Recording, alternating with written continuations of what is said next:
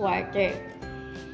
Now for this lesson, we will have non-fiction, or as stated in the title, a portrait of an individual. So what are we really talking about?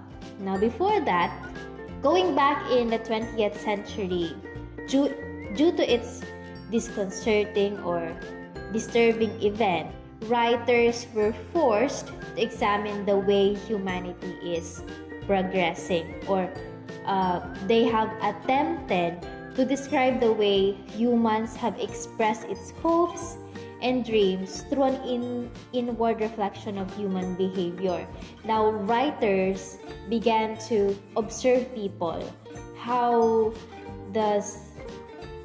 do people react to the different things that is happening in their environment, especially during the 20th century, how everybody showed their hopes and dreams in surviving that certain kind of situation just by looking at each individual, their behavior, or even some writers would go and interact with them so that whatever is inside them, so even though they don't ask them literally, they will know what's inside of those individuals through how these people act or how they behave.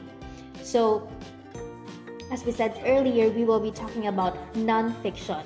When we say non-fiction, it's based on reality. It shows the reality, okay? Because fiction, of course, it's more in imagination, right? It's fiction based on reality.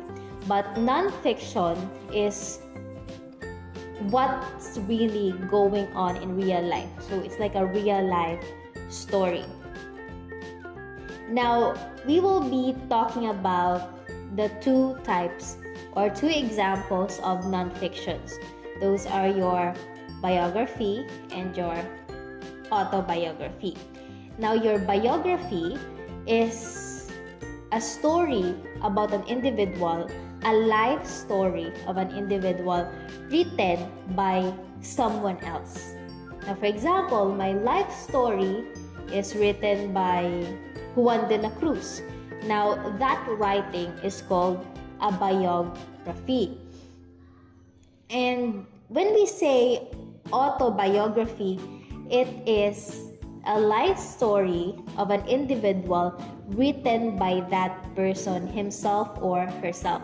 Now, if I write my life story, my personal, of course, my own life story, now that is called your autobiography.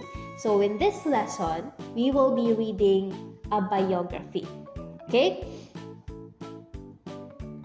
And it is entitled The First Filipino, written by Leon Maria Guerrero III.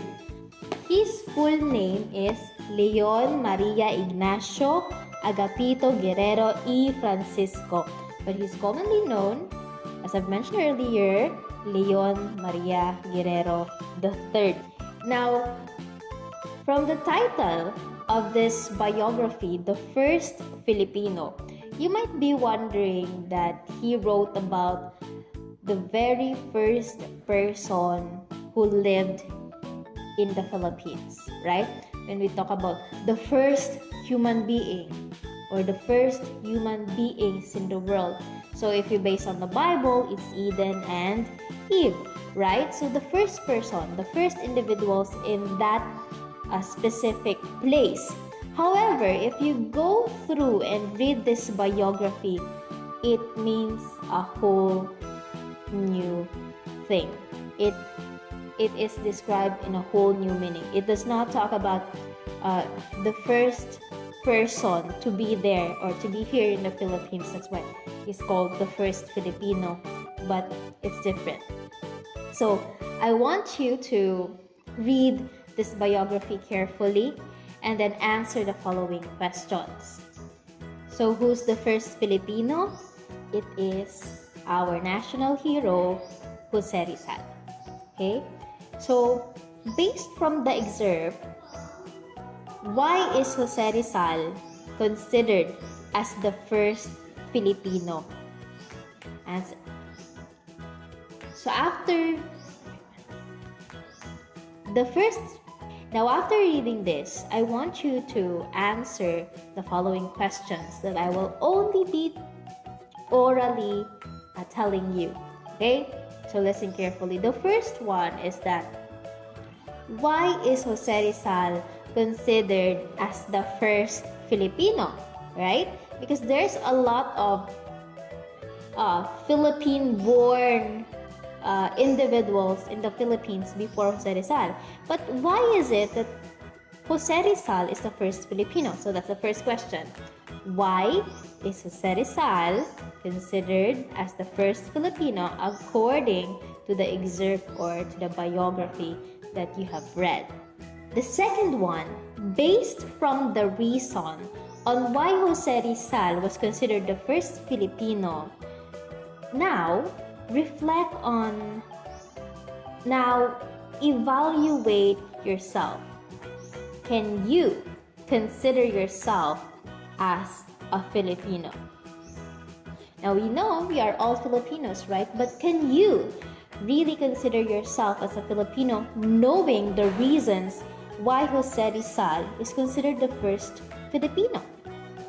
And the last one is that in an illustration board, I would like you to make a comparison of Jose Rizal from another Philippine hero.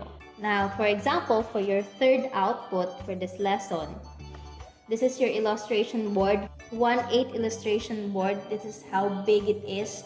Don't give me a 1/2 illustration board or a 1/4 illustration board. Okay, this is a 1/8 illustration board.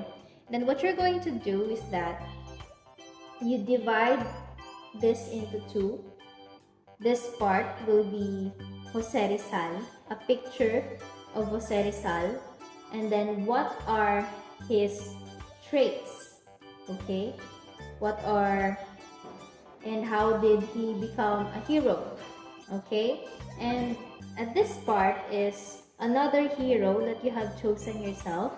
So for example, this is Jose Rizal, right? We have Jose Rizal over here, and then I'll have Bonifacio at the other side. Okay, so you will be comparing the two, Jose Rizal and Bonifacio. Now, write down the traits of Jose Rizal and then write down the traits of Bonifacio or any other hero over here. So, can be male or female hero. Compare it to Jose Rizal. How do they differ or how are they the same in fighting for the Philippines? Of course, they are considered as our heroes because they fought for the Philippines. Okay? So you have two outputs for this video. The two questions earlier will be written in a one whole sheet of paper because that one whole sheet of paper will be used for our grammar lesson as well. And then the last one is going to be the output in an illustration board. Okay? So this has been Teacher Del. Bye!